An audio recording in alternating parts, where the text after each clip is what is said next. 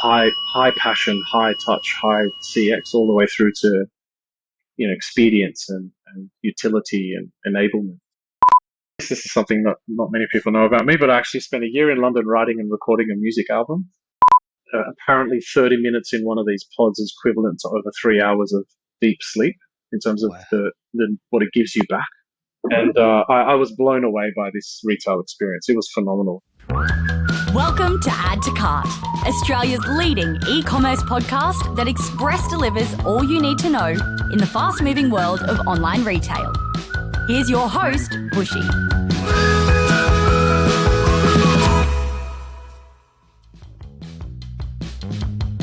Welcome to another episode of Add to Cart. I'm Bushy and I'm joining you from the land of the Turrbal people, otherwise known as Brisbane, Australia. On Add to Cart, we welcome everyone to share and listen to e-commerce stories. The more diverse, the better. I want to especially welcome the traditional owners and the original storytellers of the land that we are on, our Indigenous and Torres Strait Islander listeners, to join us in our e-commerce conversations and our community. I've been lucky enough to form some amazing professional relationships throughout my retail career so far. And if anything, this podcast has helped me take that to the next level. A lot of the chats that you hear on this show are actually the start of friendships that we continue on through other chats. And today's guest is a true friend of the show. He works with our very own co-host, Jo-Anne Hui Miller, who you have the pleasure of being in your ears, hosting some chats last year. And we also had his business partner, Matt Newell, who had a conversation with me back when Add to Cart was just a baby, back on episode 11. So today I am very happy to have Danny Lattouf join me on Add to Cart. Danny is a partner and chief strategy officer at the General Store. And the General Store are a multidisciplinary, there we go, got that the first time, creative agency, and they help clients such as Freedom, Rebel, and Barbeques Galore. So that's a pretty top tier client list there.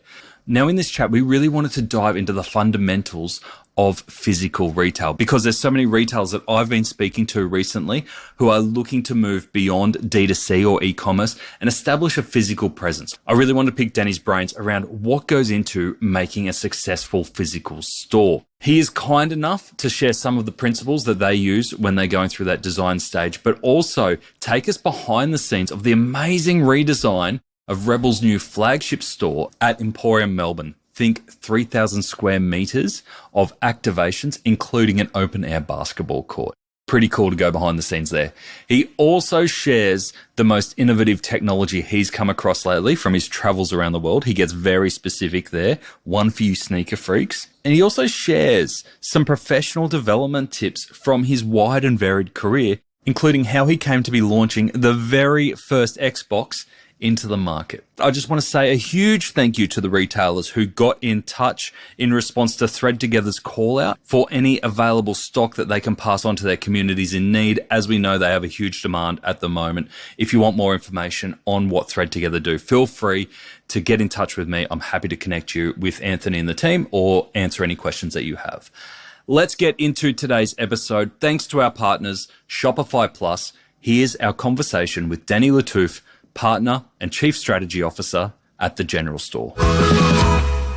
Danny, welcome to Add to Cart. Thank you. Great to be here. We're finally here. Feels like we've rescheduled this a few times. So sorry. Yeah, I think this is our full shot, and so far we're in. Mate, you are a man of the world. I feel like every time we go to organize this, you're traveling somewhere around the world, seeing something really cool in retail. What's been the latest expedition for you? Oh, God, yeah, you're right. It does feel a bit like that. But the latest one would have probably been Europe in August last year. I'm a bit silly when it comes to these trips. I try and cram in way too much. I get quite addicted to walking stores, so I forget to eat. Don't put in much time for sleeping, those kinds of silly things. But I think this one in particular, I probably went a bit too far. We did 9 cities across 5 countries in 6 days. Wow. We were researching, in particular, footwear technology for 3D scanning, that kind of thing. Mm. And then obviously a massive range of other things around that. But that was nuts. But it's hard to deny that I do love it. There's not much I love more than being out there. So off to Bangkok and Singapore next week. So excited for that as well. There's, those cities always give you something fresh and new to be inspired by. So that'll be fun as well. What are you looking forward to over there? Well, we're fortunate to be opening our second store with Super Sports in Thailand next week. So the grand opening of our second store that we've designed is happening next Thursday. So that's the main reason for the trip. But then again, what we do is every time we've got to go somewhere for one thing, we try and just pack in as much as possible around it. One of the things we don't know what our next client will be in which category. So I just try and make sure that we're always looking at every category across every sector. If there's something interesting or new happening, we try and absorb it, really. And do you ever take clients with you, or are you like, actually, you don't want to go on these trips with me because I'm head down, I don't eat, I don't sleep, this isn't going to be fun for you? I'm not that fun, that's for sure. I've gone on trips with Matt before. We've gone to the US. Matt needs a nice long tea in the morning. That's a nice sit-down lunch. Whereas in New York, I grab a slice of pizza and just keep walking. Matt wants to have a nice sit-down. So, yeah, it's different. It's actually nice traveling with Matt because he forces you to slow down, and then it actually adds more sit-down restaurant experiential layers to your trip as well. So he hasn't let the advertising agency side of him go, has he? Absolutely not. No way. No, he won't do that. But I did actually travel to Europe with our super sports client from Thailand on this last trip to Europe. So that was great, actually. Great. I'd love to dive into that a little bit more. I want to pick up on what you said there around footwear tech for 3D scanning. That's pretty specific. I know that you're a bit of a sneaker freak from a presentation that I saw you do. It would have been almost, 5 years ago now, about your Nike experience. I do. I love my sneakers. So yeah, that's definitely one of my vices. But I don't have that many, so that's okay. I can handle the sneaker one. But yeah, this was for Rebel Sport in particular and for Super Sports in Thailand. I've been looking for great tech all around the world for a long time in this category. And some is a little superficial where, for example, you might jump on the treadmill and someone holds an iPad behind you and films you and says, let's watch how you run. And this is what I think, which is useful. It's just not, from a tech perspective, it's not that advanced. And you could go into an athlete's foot and get a scan, and that's great. But Rebel's always been after something better, something scalable, something that also closes the loop on the transaction as well. And I came across these amazing guys from Greece and the Netherlands called SafeSize, and they operate in dozens of markets around the world, thousands of stores, just have never hit this region before. So met those guys a while ago, and we jumped over to Europe to see how they've used it with different retailers in different settings across the region. And it's an incredibly robust platform, really smart. You'd appreciate it, actually. So they'll scan your foot, but then what they do is they also scan the insole of every shoe on the planet so that they match the internal scan with your external scan, and they show you what the best shoe for you is. That's amazing. So you qualify your use case, and then the perfect fit matching happens on the back end. It syncs in with the retailer's range, but then also store-based stock levels. It's quite awesome. But then it kind of goes up a notch when it comes to kids, because what they do is they use their global data, and then they essentially a pairing of machine and AI learning to then know how big your child's foot will be in 1 month, in 2 months, in 3 months, in 4 months. And so when you buy a shoe, you can see how many months it's going to fit for as well. So that's great. You don't have to do the thumb test at the front of the shoe to kind of go, oh, that's about a year. So the thumb test is a problem, right? Even with my kids, if they really like the shoe, they'll squash in the big toe, right? Because they want to buy them. So even if they're too small, they try and fool you on the spot, right? So there's no fooling you with this tech. But then, call it from a follow-up sale perspective, you can then EDM that customer, send an EDM to that customer in 6 months' time and say, hey, that shoe you bought for your kid probably doesn't fit. It's time to come back in for a scan. Then you can connect that scan, especially for adults, connect it to loyalty platforms, shop online with confidence that you're getting the right size. There's really nice layers and applications to it. So, yeah, look, they well and truly passed the test in what we saw. We launched it at the Rebel Emporium store here in Sydney, in Melbourne, I should say. And then this will be the second store next week in Thailand as well. So amazing. Yeah, great platform, great product. Is it just a physical scan? Is there any virtual scan available? There is virtual scanning as well that can be done remotely. I think they're still perfecting that. I don't think that that's quite there, but they do have it. Yeah. I could imagine as you are going all over the world, looking at new solutions and new ideas for retail, there must be, exactly like you said there, service providers and technologies that haven't made it here yet. Do you ever have the conversations around partnering up to help them land and expand in Australia?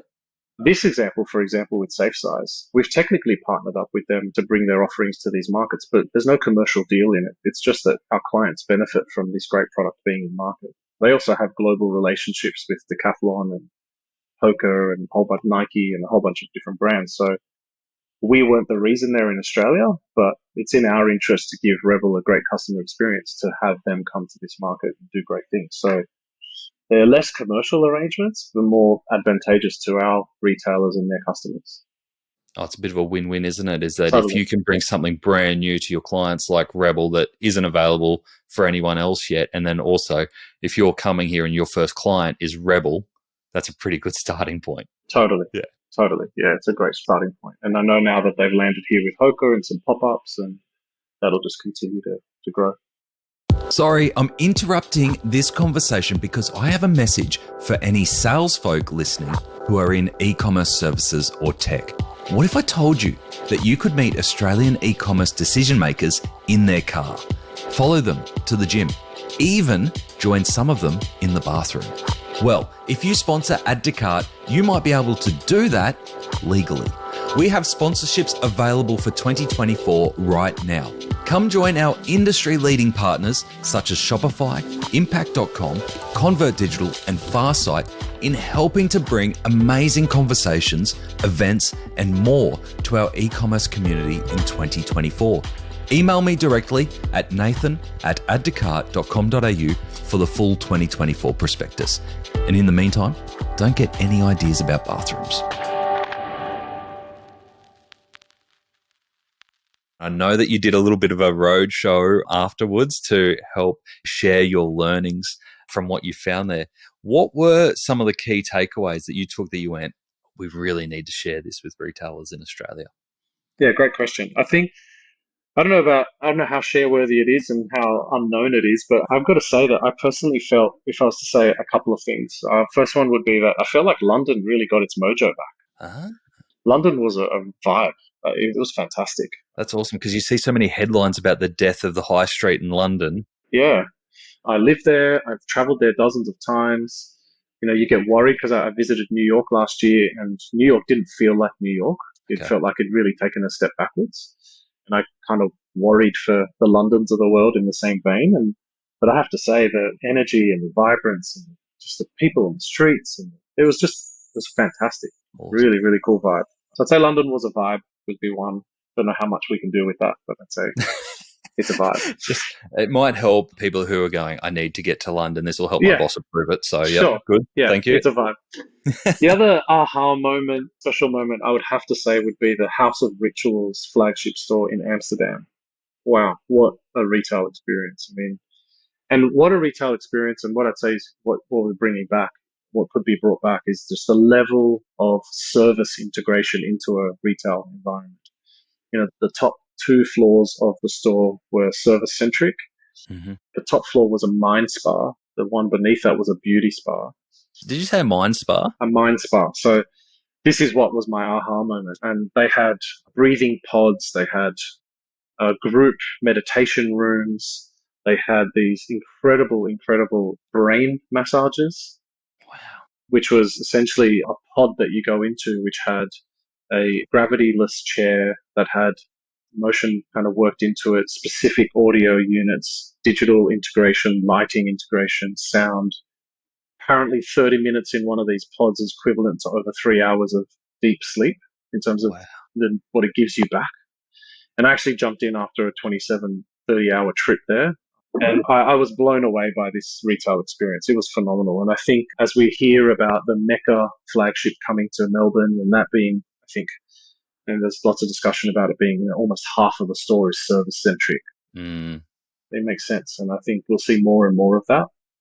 And this one store was genuinely awesome.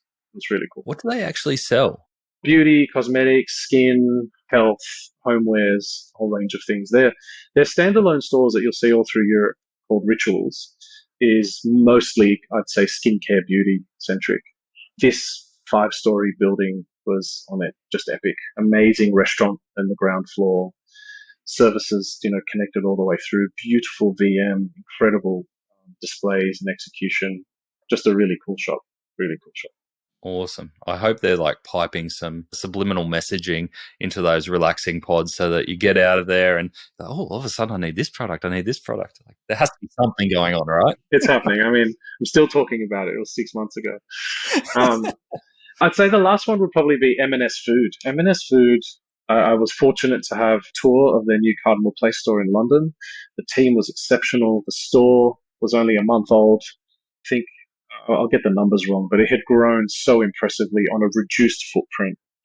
And those guys just do it so well. It is for me as world class as retailing gets, from product to packaging to VM to assortment, adjacencies, lighting, service, operations. They just, on so many levels, really nail it. And it's just beautiful to watch a top class, top notch retailer in action. What a tour to be able to go behind the scenes, not only see them, but go behind the scenes on retailers who are doing things a bit differently all around the world. Yeah, that was the highlight for sure. So we might take a step back. There's a lot in there that I want to dive into, but we might take a step back for those who haven't come across the general store yet. You gave us a hint as to what you do there, but can you explain what the general store is and what you guys do? Yes, I can. The general store kind of started about 11 and a half years ago. Matt is our founder. We have 3 partners in total, Matt, Maddie, and myself. I joined about 4.5 years ago. We're essentially a business that's set up to help retailers bring to life their proposition across every consumer touch point. And we kind of anchor that in what we call words and deeds. Everything a brand says and everything a brand does. The general store really wraps itself around retail as a vertical versus disciplines like digital or advertising or architecture. So we're not an architectural practice. We're not an advertising agency. We're not a brand ID business. We're not a strategy consultancy. We're actually all of those things, but anchored around retail. And so it was all really born of Matt's view when he was in Adland, saying, well, I don't think the consultancy practices get creativity, and I don't think creatives get retail and problem solving. Most problems are solved by an ad. And so the general store was formed to be a pairing of great strategic thinking, but also wonderful creative articulation of that. And so we have 5 key, call it traditional disciplines that sit under one roof, which is strategy, brand ID, advertising and design, digital and technology, and then architecture and interiors. Mm-hmm. And the best work we do is when an art director and an architect cross paths and pollinate great ideas and do interesting things. And that's where some of the magic happens. And we feel a little bit unique in that sense, that we can bring those things together. And some clients will take all of those things and we'll do all of those things together. Other clients might just come to us and say, hey, we'd love you to focus over here. We're all good on this side. So it depends on the client. And you mentioned working with Rebel. All of our listeners will know, and we've got some shared history there. Yes. Who else are you working with at the moment? Yeah, look, we're really fortunate to work with some pretty incredible brands. 2023, as a bit of a snapshot, Freedom Furniture, Barbeques Galore, Coles, Michael Hill Jewelers, BCF Super Cheap, Breville, Salvo Stores, Mirvac Vicinity, Endeavour Group, to name a few, Super Sports in Thailand. But yeah, we're really fortunate to work with some great brands, some great people. And we, as a philosophy, we're an independent business. We have a very, very simple philosophy around talent in our business, in terms of kindness has to kind of rise to the very top in terms of the types of people we employ. But then that kind of extends to the people we work with client side too. And we're really fortunate because that culture is bred in a really great way. We work with really kind, wonderful humans that are also very talented retailers and marketers. So it's good. Life's good in terms of the relationships we have. I think the general store inserts itself very much deep into a retailer's business, in that we really want to be there, understanding the problems, empathizing with the things that are going on so that we can be a part of the solution. So I think that in itself means that we have great relationships and pair a couple of kind, smart people together, and usually good things happen, which is nice. I love how many times you've mentioned the word kind or kindness there. I think that's a really nice grounding philosophy across everything you do. And for most of our listeners, will have heard Jo as our special Yes. guest host over the last year, and obviously from the general store, and can show that firsthand. So we definitely see that out in the world as well. If I was to ask you what project you're most proud of in your 4 years at the general store so far, what do you put on a pedestal? That's tough. That's really tough. Probably a couple of. Am I allowed to do that? Can't have one You're favorite going to child. do the children thing, isn't it? You can't Yeah, have, yeah. I can't. No, I do have a favorite child. No, I'm joking. We all do. Don't worry about it. Look, you have to put the latest Rebel Emporium store at the very top of the list, and almost pair that with the really beautiful Christmas campaign we just delivered for those guys, or with those guys, I should say. So yes, that goes without saying. The Rebel Emporium project was of mammoth proportions, not just from an architecture and interiors perspective, but from a creative and strategic perspective as well. The general store actually was a client to both Vicinity and Rebel on this project. Right. We worked with Vicinity, Reed Naku in our business, developed the master plan and brand direction for the Emporium shopping centre and Rebel's role in it. And then Rebel, as a customer of Vicinity's, signed that lease, and almost the three of us decided together what we thought would be a wonderful proposition for the mall and for Rebel. Wow. So that was a really unique position for the general store to be in. And we're fortunate to have great talent like Reed, who's ex-Centre Group, did this for a living inside developer landlord business in the past. So that was one amazing aspect of it. But then we did almost 1,000 square meters of finished artwork for this store with the Brolga art that was developed for the store to kind of bring that Melbourne culture to life through this Melbourne flagship. So that was a massive body of work, not to mention then taking that and digitizing it into 70 odd different bespoke pieces of digital across all the touch points. Developing games, we developed 2 new games with the partner in Germany for the football experience area. We worked with the Curry brand and another artist, Rory, to develop this beautiful rooftop experience for basketball. Talk us through that, because I think not many people would have had the opportunity to design a store. Like, often if we're designing a store, you're dealing with, we've got this and we've got this width by this length. That's your space. Go deal with it. But when you're dealing with a blank canvas and trying to work around, what was in the forefront of your mind when you're like, this is Rebel's flagship store, we're going to take this to the next level, when you've already done a lot of work with Rebel over the previous years in taking that store experience to the new level, like basketball courts, all that sort of stuff? That was new at the time, and that was a few years ago. Yeah. And now you're like, all right, we've got to take the game to the next level. Yeah. What was in the front of your mind when designing that?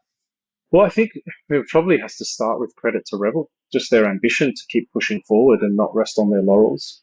I don't think one store has been a cut and paste yet of the 27 odd stores in the 4 years. So every store is innovating in one way or another. Even if innovation looks like cost saving, there's always something moving forward, which is a credit to Rebel and the leadership team there.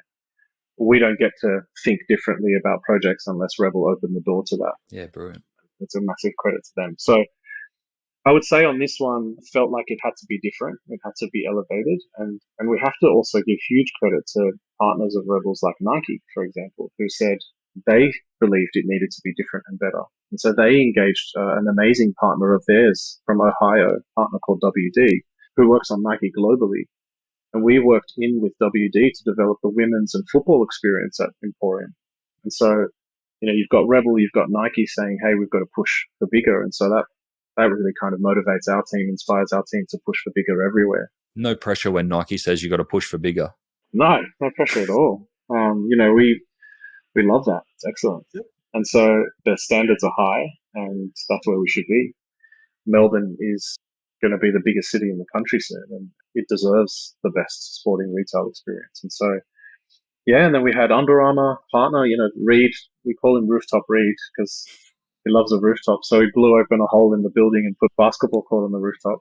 And then that was a prime opportunity for us to embrace, one of the greatest basketball players in history with the Curry brand, to do something really special up there. And it is, as a basketball person myself, it's pretty special. Yeah. So look, I think, when you're talking 3,000 square meters plus, it's much more complex in that when we look at a Michael Hill boutique, there's 1 or 2 great gestures that will develop a beautiful experience. When it comes to 3,500 square meters, it's dozens of gestures that have to be great. And there are dozens of customer journeys that have to be considered. High passion, high touch, high CX, all the way through to expedience and utility and enablement. And they're different for different customers, and there's lots of different expectations across the board. And so what are the triggers? What are the levers? What are the layers that reinforce the Rebel proposition, but also celebrate these global brands? And there's a lot. It's a lot. So it was a big project. It was a really wonderful project. But I say that, and literally on Monday, we're flying down there and we're walking the whole store top to bottom. We've already critiqued the hell out of the 50 odd new fixtures that we put in there.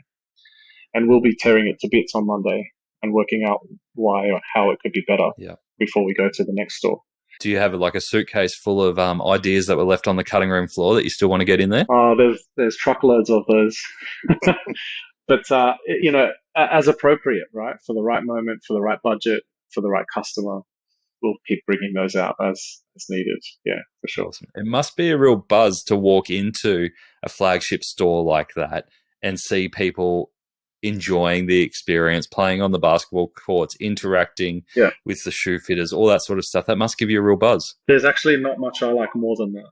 I didn't leave the store on opening day till 8 p.m. I just couldn't leave. I just wanted to watch people. Just wanted to see how they embraced it, what they noticed, what they didn't notice, how some of those new things landed for them.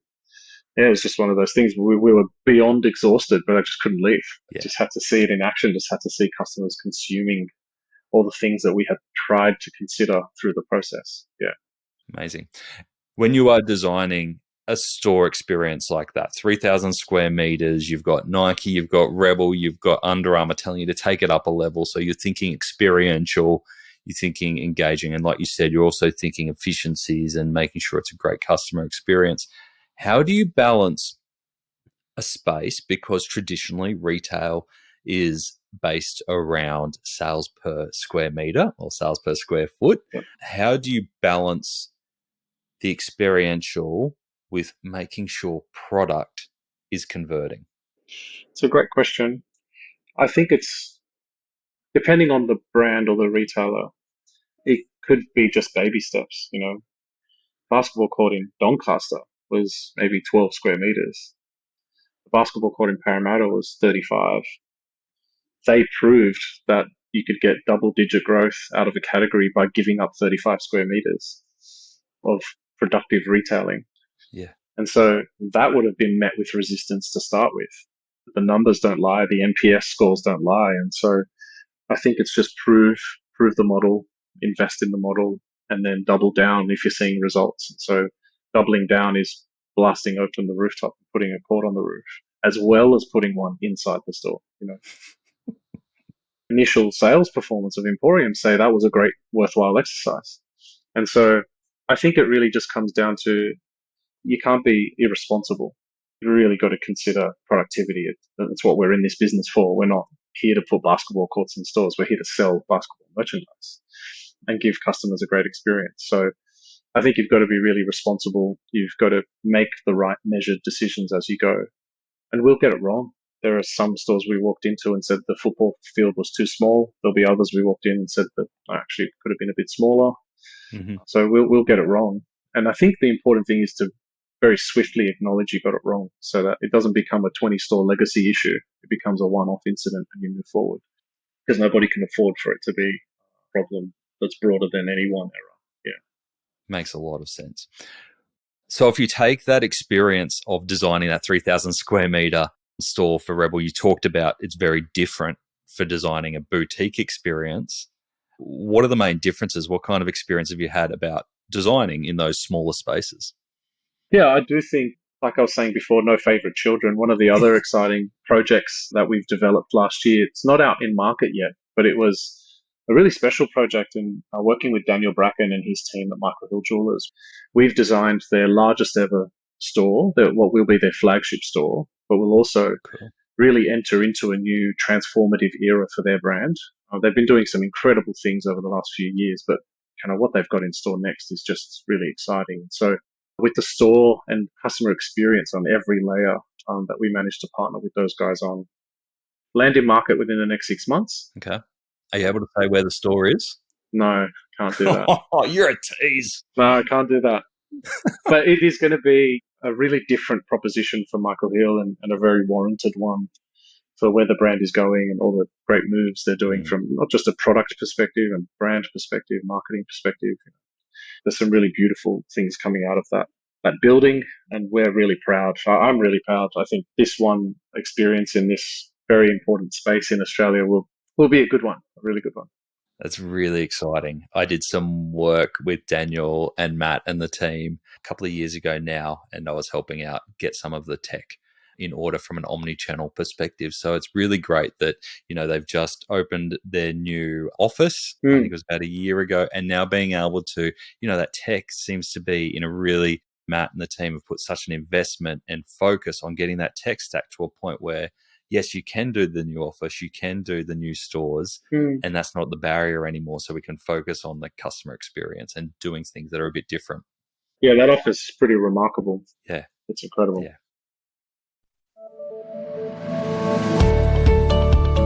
It's the calm before the storm. And unlike George Clooney in The Perfect Storm, spoiler alert, Shopify wants retailers to come out not just alive, but thriving, because it's a big deal, especially here in Australia. Last year, Australian merchants ranked third globally in Black Friday, Cyber Monday sales volume. What an opportunity. So if you want to maximize your share of the peak sales this year, use this time before the storm to download and read Shopify's peak season playbook. They've got 10 experts, including me, to share their tips on how to maximize sales at this time. So put on your life jacket and get your hands on Shopify's free peak season playbook. Download it at shopify.com/plus/guides/peak sales season 2023, or just follow the links in the episode show notes from the device you are on. Land ahoy. Your background was really interesting. Can you give us a little bit of an overview before we dive into it? Because what we're going to dive into today is some of the great projects, especially around physical retail, because we're seeing a lot of e-commerce brands now establishing physical retail. So we want to dive into that. But before we do, you've got a fascinating background yourself. So can you tell us a little bit about Danny pre-General Store?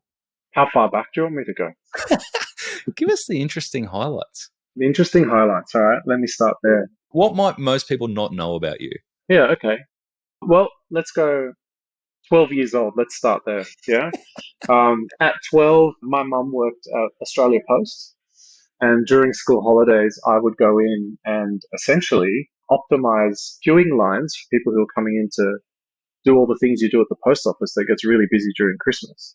And I actually get a bum bag with stamps and cash, and I would actually go through the lines and take people out of the queue that were only there for stamps. Oh. And so I'd be doing these live transactions on the shop floor, thinning out the lines essentially, and I'd do hundreds of dollars a day in 40-cent stamps. Wow. And just really take the pressure off the team at the counters. So I was doing that at 12, which was fun. They could still use your help, mate. Yeah, maybe. When the store wasn't busy, I was out the back, making boxes for parcels and all that fun stuff. Yeah.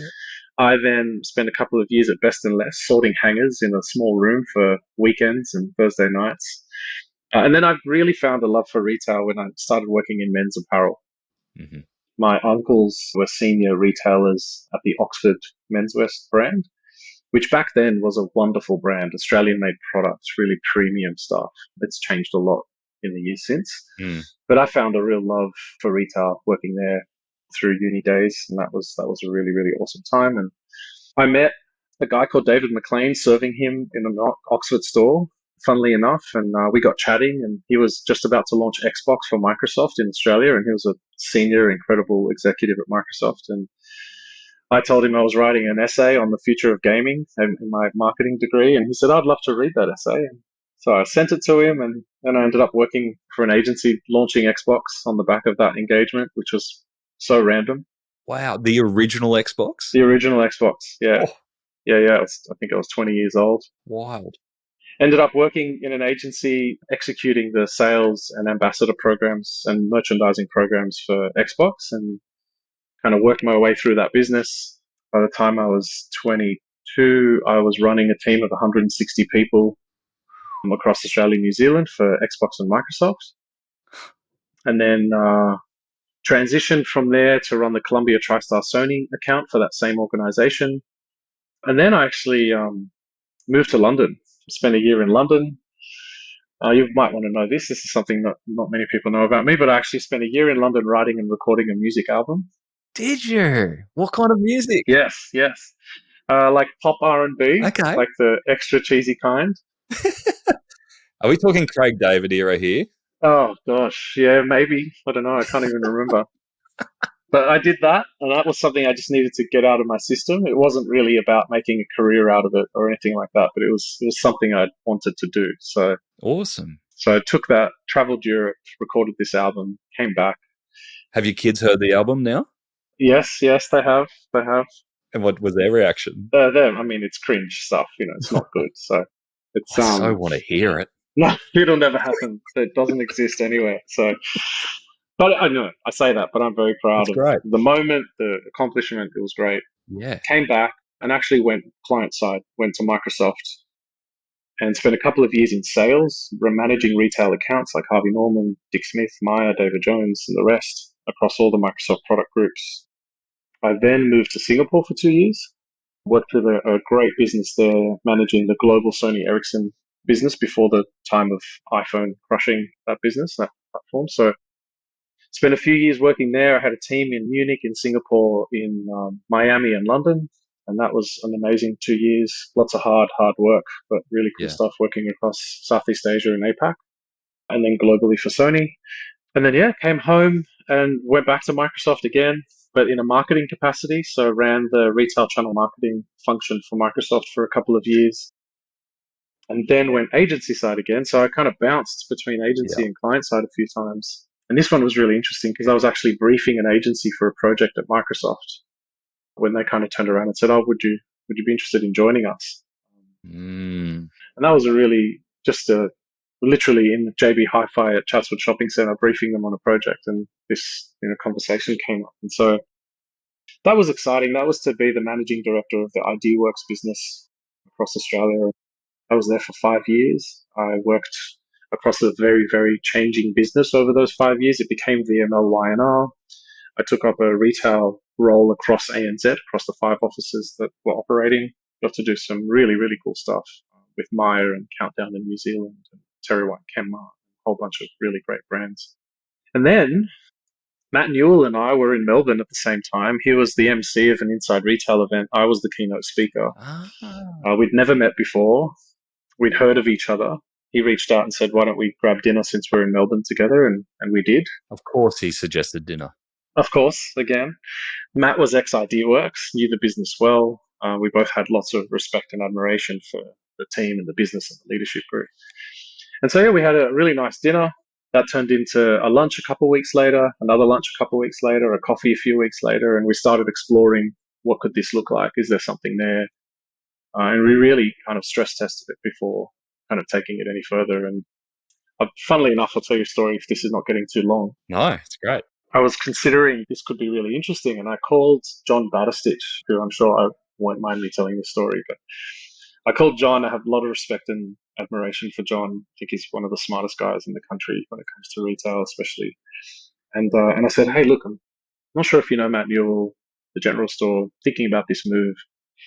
And he said, "I think it's a really good idea. I think for these reasons, I think it'd be excellent, blah, blah, blah."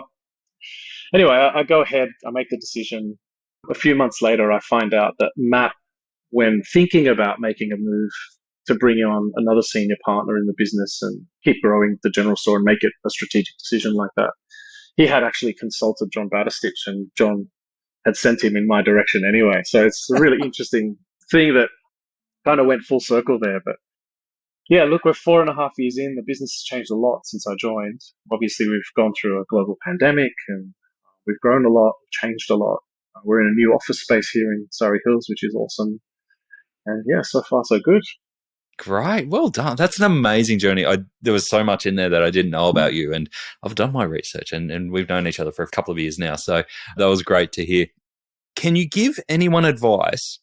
We have a lot of retailers listening who may be going, yes, I'm in a retail business at the moment, whether as a marketing manager, an e-commerce manager, I've had the opportunity or I've considered going agency side. Yeah. From your experience of being on both sides, what are the main pros and cons of each that people should have in the back of their head when considering, are they an agency person or a retailer? Yeah. I mean, look, I'm a sucker for punishment in both directions. So I've come and gone from both sides. And before I joined the general store, I was genuinely, it could have gone in three directions because I thought my time at IdeaWorks, it was time to move on.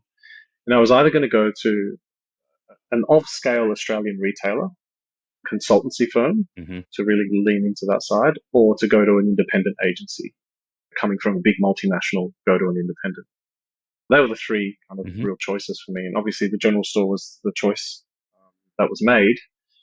But the question you just asked, I get asked a lot by clients who are thinking about next career steps, and I get asked by team members who are considering, do I go agency side? And my real simple view on this is when you're in agency side, the most rewarding, fun, interesting thing about being agency side is the variety.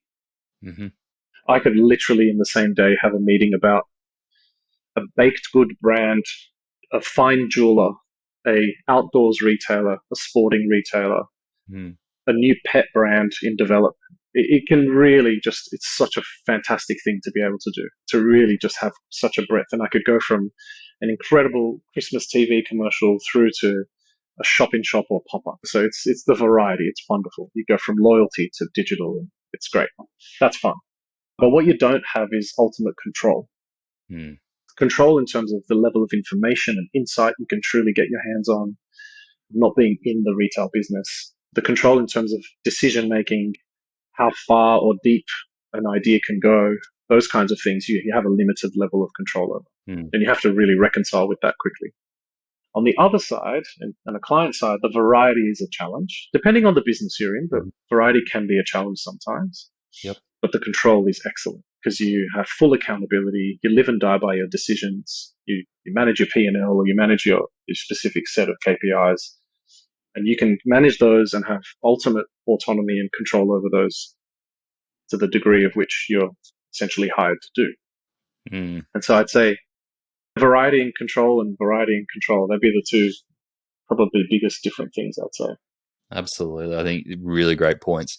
I've done similar to you, probably not to the same scale, but I've gone agency, retailer, start my own agency, back into retail now. Yeah.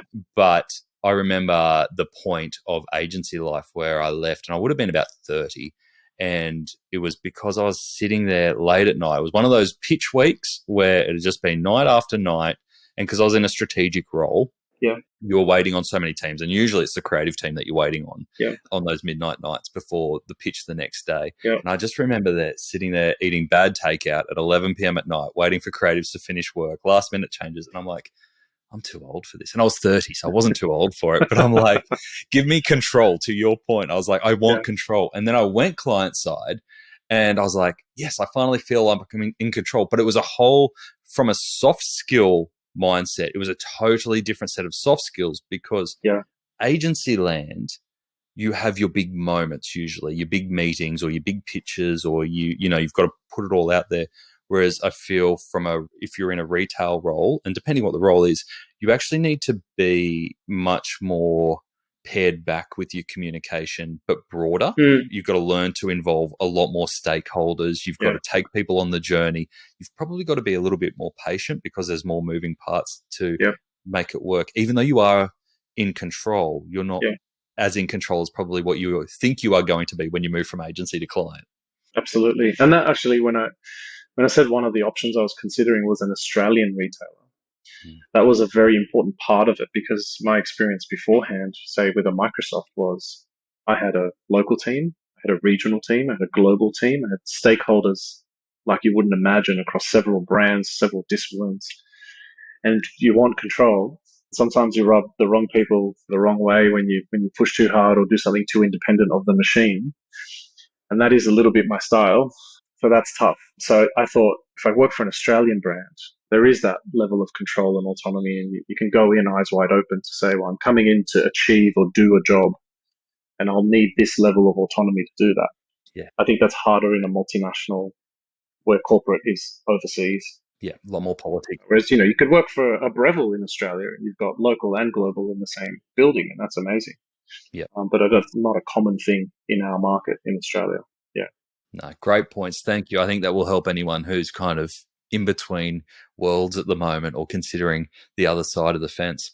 Can I say one more thing on that? Is that okay? Yeah. Just as you were talking then on the stakeholder management, I think the one thing I would say for anyone career-wise is that working in a corporate business, a brand, a retailer of size and scale teaches you so much around great business rigor that you don't traditionally get, especially in a small independent agency or even some of the larger agencies. Amazing HR policies and people care and learning and development programs, great rigor when it comes to career planning and development, great rigor when it comes to good business sense, great reporting, great frequency of stakeholder engagement and management, even down to bloody email training on how you write emails to senior executives that don't have time, all the great nuanced things you learn in a business, say, like Microsoft, which I really loved. You take those things with you through your whole career, and they're really powerful things, I think. I would always invite someone to play both sides for certain times, when certain things are important to you from a career perspective. That's a really good point. And nuance is a perfect word for it, I think, because as an agency, usually you're coming from a fairly specialized perspective, depending on your role and the type of agency. But in retail, you've actually got to consider all parts of the channel. So yes, we might run this ad, but hey, do we have stock? Do we need to let the stores know? What's this going to do to our customer service team? What's it going to do to our warehouse? So everything that you do has this flow-on impact that you need to know. And just by knowing that impact, you get a better view of how retail works end to end. Yeah, and it serves you well on both sides. You can empathize. Hard to empathize with a client. You only see this window into their world, and very hard for a client to empathize with agency guys when you only see the Friday afternoon drinks side of their world. So Yeah, no, fantastic. I love it. If we've got e-commerce retailers who I know there's a lot of founders out there who are looking to expand beyond, if they're a D2C brand, just being online and maybe launch their first store, whether that be a pop-up or a permanent store. Obviously, they're not going to be dealing with 3,000 square meters and budgets like you've been dealing with. But what advice would you have for them as they look to establish their first physical presence if they've been trading online successfully for a number of years? I'd probably say two things there. I'd say one would just be to learn from those that have come before you, and ideally as recently before you as possible. You could have a conversation with those guys. I'd be talking to Vince from Rolly Nation. I'd be talking to Ethan from July. They've done some beautiful work, landing in a physical environment. And I'm sure there's plenty more examples. So I'd be saying, have conversations, visit those stores, interrogate those experiences, mystery shop them. I mystery shop all the time. I would say number two would probably be just really lean into the fact that you have no legacy. You don't have old IT infrastructure. You don't have large networks of stores that if you make a change in one, you've got to roll it back through the whole network. I'd say just really identify the fact that you don't have those legacy issues. You don't have the things that hold you back that most of your competitors do have. Yep. Let's face it. That's probably the thing that holds back a traditional retailer from an e-commerce entering into the space, is that kind of beholden to this massive legacy that they're working with. And I think so use that, be flexible, be nimble, try things, do the things that otherwise would hold you back. That'd be the two things I'd say. Great tips. I've got a question that's probably a bit more specific, is what's your position on having stock on the floor? So obviously old school is stack it all up, let customers come in, grab it and go. Versus seems to be a bit of a trend around you might have one or two of an item, but the rest of the stock is either out the back or available for shipping. Yeah. I think you've just got to really understand your customer. Your proposition needs to be really aligned to your product presentation. Can I tell you one interesting story so when I visited Europe last year, the Safe Size guy said, we've got to go to Poland and we've got to go to Warsaw. I said, oh, really? Am I really going to see something interesting in Warsaw? They said, you have to come and see this one retailer. I'm not going to pronounce them well. I've actually written it down in case I did want to talk about this one. It's called Evoe, I think. Don't worry, we'll use AI to help overdub that and pronounce it right for you in your voice. Perfect. Now, these guys haven't got a single product on the floor. So I don't know if my time when I was in London, Argos, if you remember, Argos was a store where you walk in, you look in a book, and then you pay for something and they bring it out from the warehouse, right? And now it's iPads and This is essentially something really similar. It's a footwear retailer in Poland, and there's not a single shoe on display. And so you go into the store, you sit in these beautiful lounged areas. The team commit to, if you choose a product on an iPad that you want brought to you, they'll have it to you within 60 seconds. So the majority of the store is essentially warehousing for footwear. Mm-hmm. And they use the safe size scanner in there so that you can get the perfect fit. So when you're ordering stuff, you're kind of sending 4 or 5 pairs of shoes with confidence they're going to fit you. This retailer is going off. There are 53 stores now in the region. Performance is out of this world. Parent company that bought them has just started a trial doing it with apparel. Mm-hmm. I think that's going to be tougher, but they're giving it a shot. But yeah, 53 stores and growing, not a single product on display. That's cool. That's very cool. And that then obviously not only from a visual or customer experience standpoint, it stems into profitability in terms of the stock that you got to carry and the time spent by teams organizing, theft, all that sort of stuff. It has a flow-on effect, right? Yeah, it's really interesting. So yeah, look, I would say probably circling back to your question earlier was, I don't have a favorite child, even though Emporium was big. One of the other ones I'm really proud of is our first international project with Supersports in Thailand. Yep. We opened our first store with them late last year. And one of the big transformational pieces for them was taking the heavy stock weight off the floor and just putting a respectable size range on fixtures versus the really, really heavy levels of stock that they had on the floor before, which for us is difficult to understand because their labor cost is so low. When you walk the stores, there's almost a team member at every second row of gondolas just standing there ready to serve you because it's affordable to do that. And so we didn't quite understand why you needed that much stock on the floor, but it's just the way it's been done before versus a highly conscious effort. So that, I would say, is one of the prouder projects of the last 12 months, I'd say. Just landing in another market, really transforming a brand, and working with such a prestigious company. The Supersports brand in Thailand is owned by Central Retail Group. And those guys are just a formidable, incredible retail business. They own such a significant number of department stores around the world. When you go to Thailand, you stay in a Central Group hotel. You go to a Central Group shopping center. You go to a Central Group department store. They're a big, amazing business in Thailand. So to be partnering with a business like that for our first international client was an awesome accomplishment. That was pretty cool. I suppose now you have to holiday at Central Group every 3 months, just take the family on holidays. It's just... Yeah, absolutely. No doubt. That's a really great example, and I think testament to what you're doing, the relationships you've established here in Australia to be able to take that internationally. So you should hold that up very high. The execution that caught my eye as well was what you've done with Endeavour Group's workplace. So a bit different, still a retailer, Endeavour Group, one of the largest retailers in Australia, if not close to the largest. Beautiful images of what you've done to overhaul their team's spaces. Obviously, coming out of COVID, there would be a lot of interest in this project given the desire to bring teams back into the office. How did you approach that one? Yeah, look, I mean, we've been fortunate to work with the BWS brand on a strategy project probably 2 years ago. And through some relationships and further engagement, we were meeting with Endeavour Group to talk about some other potential retail projects, mainly on the design side. So we're meeting with their design team. And when they came into the office here that we designed for ourselves, they were really impressed with what we had done here. And they had this upcoming project to deliver this brand new office in Richmond, in Melbourne, and refurb an Adelaide office as well. So our office essentially was the key reason why we ended up doing that project. And beautiful office. I think it's interesting because our office was designed to win patronage on the back of COVID.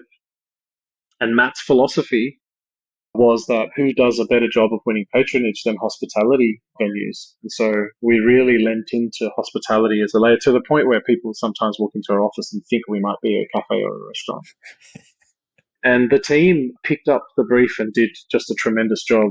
Reed and Kurt in our business is a remarkably experienced commercial office space designer in a past life, did some amazing work in San Francisco. And so we had a handful of great team members jump on that project. And yeah, it's just an amazing office down there in Richmond for Endeavour. And what was the creative inspiration? Was there anything that you went in and you went, this is not necessarily a game changer, but this is something different that we can do in a workspace that will make the team either more productive or more happy? Yeah. I actually have to give a lot of credit to the Endeavour Group team there. From a strategy perspective, they did an incredible job understanding their team, the different functions, the different roles, different, essentially call it customer journeys as far as a work day is concerned, how much time they spend solo in meetings, needing down, deep work versus collaborative work. They had so much wonderful, rich data for us that we could kind of call it plan the precincts within the office so that they could really cater to all of these different needs across different people and their different day parts. The brief was so strong and the data was so strong that we could really creatively do our jobs creatively by taking the data and turning it into a physical manifestation of it. So I just got to give the guys at Endeavour great credibility there. Seems like it comes down to relationships again. It's important. Yeah, absolutely. Yeah. Danny, there is so much we didn't even get to because, like you said, General Store goes across 5 traditional pillars and brings it together in words and deeds. And I feel we've really gone into the physical spaces that you design. It's a fraction of what you do. Yeah. We could keep going, but we do have a time limit. Just one pressing question that I've got for you is, how do you stay inspired? Obviously, going out and seeing retail all over the world is one way, but that's not every day. How do you stay inspired to keep raising the bar even higher and higher? I'd say probably three things again. One would be just being really curious, just asking lots and lots of questions. Talk again about walking stores. I think you can learn a lot about even what's happening online just by asking questions, asking questions of team members. Literally, I sometimes ask customers questions in stores and they're not even the brands I work with. Which must be really creepy, but I just think asking questions, being really curious, I think. What's the best question that you've asked of a customer? Like, well, how do you get some insight? I might be in Coles and just ask it and watch somebody trying to choose between peanut butters. And then when they pick one and they've taken actually a little bit longer than I thought was necessary, I might just pull them aside and say, hey, what made you choose that one? And they'll be like, why are you asking me? No, I'm just really curious. I noticed it took you 20 odd seconds. What was there something that jumped out at you? Was it the price? Was it the ticketing? Yeah, cool. I just think it's interesting. I do a little thing when I go grocery shopping. If I see a product 3 times, I buy it, even if I don't need it. What do you mean, see it 3 times? If I see something on a shop through a grocer, if I see it 3 times, I'll just buy it to reward the retailer. Yeah. It's kind of goes back to my, when I said about in-store merchandising days where I used to send reps into stores and they used to try and get off-location displays and try and, sweet talk their store managers to get extra shelf space or whatever that might be. And I actually did that role for a while myself. My first job was a VM. I ran around Sydney, 50 odd stores that I had to visit once a week. And so I like rewarding that. If I see a Coke promotion 3 times on an end cap, down an aisle, and then in bay, I'll just buy it just for the sake of rewarding the retailer or the brand. With all your mystery shopping and then rewarding retailers, you must have a warehouse at the back of your own house. Yeah, that's true. I'm buying a lot of stuff, but it manifests, right? We might go into a store and a team member might be good at what they do. And then on the way out, my 8-year-old will say, Dad, I think she did a really great job. She asked you how you were. She asked you all these questions. So the kids are absorbing the research we're doing on every weekend. Future employees. Yeah, absolutely. So sorry, that was tip number 1 on how you stay inspired. Oh God, yeah. Tip number 1. Tip number 2, surround yourself with exceptional people. I think on every end of the spectrum, whether it's super passionate, seasoned veterans, all the way through new entrants into the workforce that are just have energy and ambition. I would just say one of the things I love most in the world is watching someone who's really good at their craft do their job. So it could be a cleaner on the street. It doesn't really matter. If you're good at your craft, that stuff gets me going, So I think surrounding yourself with people who are really good at what they do is a massive source of inspiration for me. Yeah, great. And I said 3, didn't I? 3, I would just say I'm inspired by always being grateful, always remembering in the context of things, I'm an amazingly lucky individual. I'm very fortunate. My dad spent his entire life doing jobs that he hated to provide for our family. And so I'm inspired by the fact that I get to do a job that I love every day in a category I love. And so I think that just is an eternal sense of inspiration or motivation to just kind of just lean into it and enjoy it and not take it too seriously. Is that the motivation behind being involved with the heart on my sleeve moment? Yeah. Look, heart on my sleeve is, such a rich source of goodness in my life. Mitch Wallace, who's the founder of that business, actually worked for me, was a graduate when I was at Microsoft. And we all saw Mitch, I think, within one day and said, we'll work for this guy one day. He's special. He's a really special human. And I technically do now as vice chair of that business. So I did definitely make that happen. But yeah, Heart on My Sleeve is an incredible movement. I, for the longest time in my life, didn't really understand mental health and mental ill health, like most of us, I'd say, before this most recent era. But my wife had postnatal depression with our second child. And as an incredibly courageous woman, she was very public about that. She helped many women through that process. And I, as a part of that experience with her and our children, learned so much about mental ill health and its impact. And so when Mitch came to me about what he was doing with Heart on My Sleeve and what I was going through, it felt like a really natural fit. It was authentic for me to be involved, not as an experiencer, but as a supporter. Heart on My Sleeve does incredible work, makes a difference in this world, and it's an amazing platform and venture that Mitch has established. Oh, good on you. And, it's brilliant to hear, you're a true retailer at heart. You love retail. You're in the detail of retail, but obviously you need to have broad interests and experiences beyond retail as well that you can bring in to be better at what you do. Yeah, it's a passion. Retail's a passion and a job. Yeah. Yeah, there's a lot more to it for sure. Awesome. Danny, if people have listened to this and they want to get in touch, maybe they've gone and experienced a bit of a Melbourne Rebel store and want to tell you about their experience, because I'm sure you'd love to hear. Of course. What's the best way for them to get in touch? Oh, easy. I'd say LinkedIn would probably be the easy way. Otherwise, drop me an email at dannylattouf@thegstore.com.au. Danny, thank you so much for joining us on Add to Cart. I've really enjoyed our conversation. It's been awesome. Yeah, thanks, Nate. Appreciate it, mate. There we go. I think from traveling the world in Europe to designing 3,000 square meter physical stores, Danny's perspective of retail is very different to what most of us would experience on a day-to-day level. So I loved getting that perspective. So many tips to come out of that. Most notably, hit up his business partner, Matt Newell, for a long lunch. He loves them. So if you're looking for an excuse, that's a great place to start. Here are the 3 takeaways that I took from the conversation with Danny. Number 1, don't be afraid to mix it up career-wise.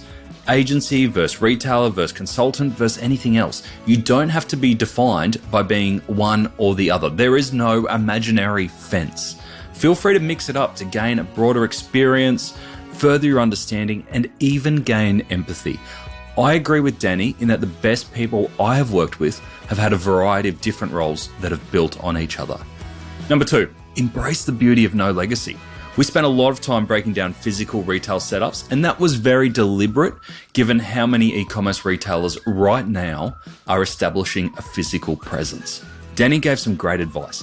Embrace the advantage, which isn't always an advantage, that you have no legacy. You have a blank canvas to create the experience that you as a customer would want to have. And number 3, kindness first as a culture. I know it sounds a little bit airy-fairy, but I can hand on heart say that Danny and the team at the General Store live this, not only in what they do at the agency, but in their personal pursuits and beliefs.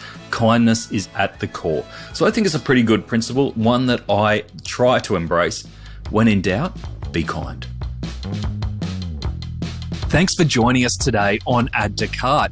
To listen to all our e-commerce conversations, now in the hundreds, you can head on over to addtocart.com.au. There, you can also join up to our free private Slack community to share e-commerce ideas, tips, and questions with other listeners. You can also subscribe to the Add to Cart weekly newsletter and browse some of the video highlights from our chats. There is a lot there. That's addtocart.com.au.